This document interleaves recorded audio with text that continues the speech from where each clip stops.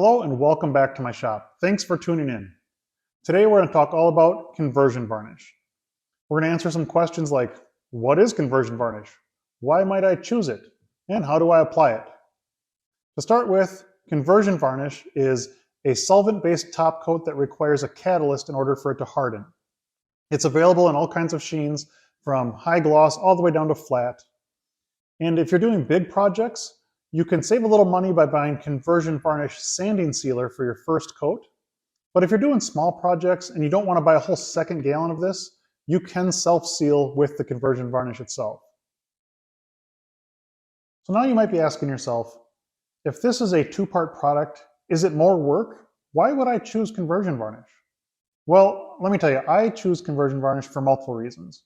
First off, it's a very durable, high-build product, which means if you apply 2 coats of conversion varnish, you're actually getting a thicker, more durable finish than, say, 3 coats of polyurethane. Also, it dries really fast. This offers a lot of benefits. I mean, first off, I can apply multiple coats in one day and just get the job done fast.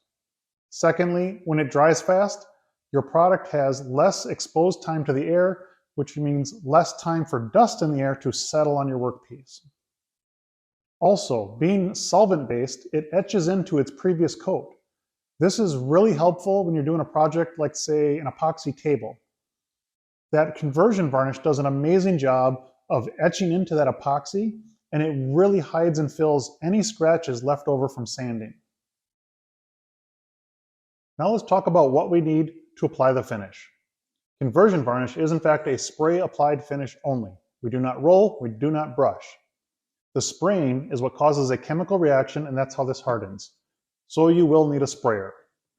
I go with these cheap Harbor Freight sprayers. I buy them on Black Friday for about 10 bucks and they work great. Just run this at about 60 psi and make sure you have an air compressor that can produce at least 6 cubic feet per minute at 40 psi. Cleanup is simple. I just simply run some acetone through it and it cleans it right up. Of course, whenever you're spraying, you're going to want some sort of spray booth. We want to control dust and we want to control fumes. This doesn't have to be fancy. I just have some blue tarps hanging from the ceiling and an exhaust fan that goes out the sidewall, and it works great. When it's time to mix up the conversion varnish, if you don't want to use the whole gallon, you don't have to.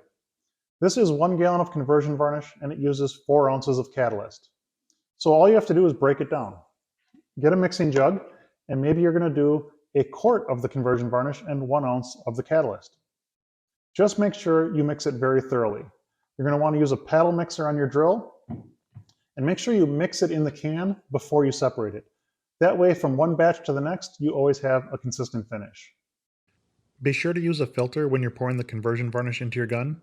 You want to make sure to screen out any foreign particles.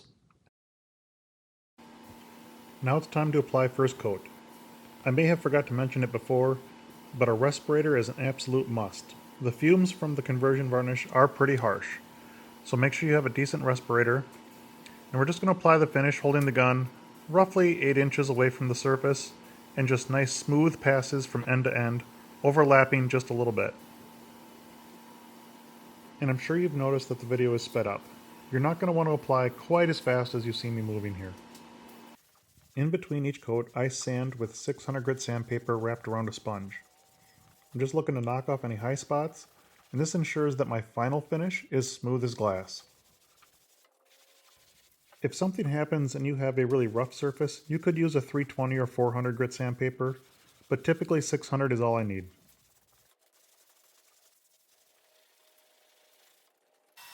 After you're done sanding, clean up the majority of the dust with the shop vac. And while you're at it, use the shop vac to clean the floor around the table. You don't want to kick up any of that dust and have it end up in your next coat of finish. After you're done vacuuming, you're going to use a tack cloth to wipe down the entire surface.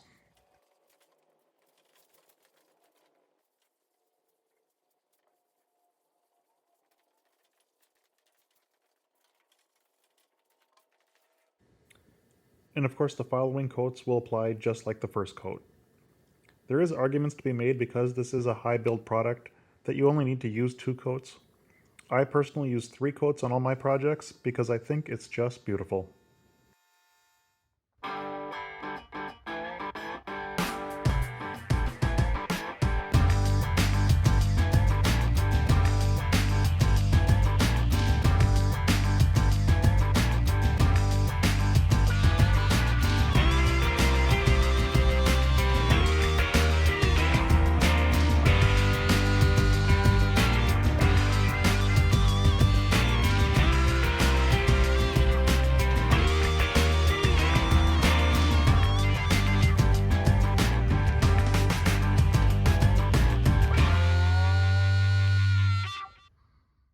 Well, that's what I have for you today. Thanks for sticking out the video till the end.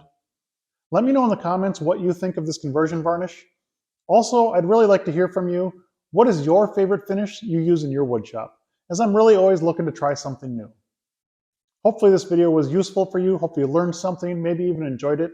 If you did, I'd ask that you please like and subscribe. But really, like I always say, even if you didn't, please like and subscribe. We'll see you on the next one.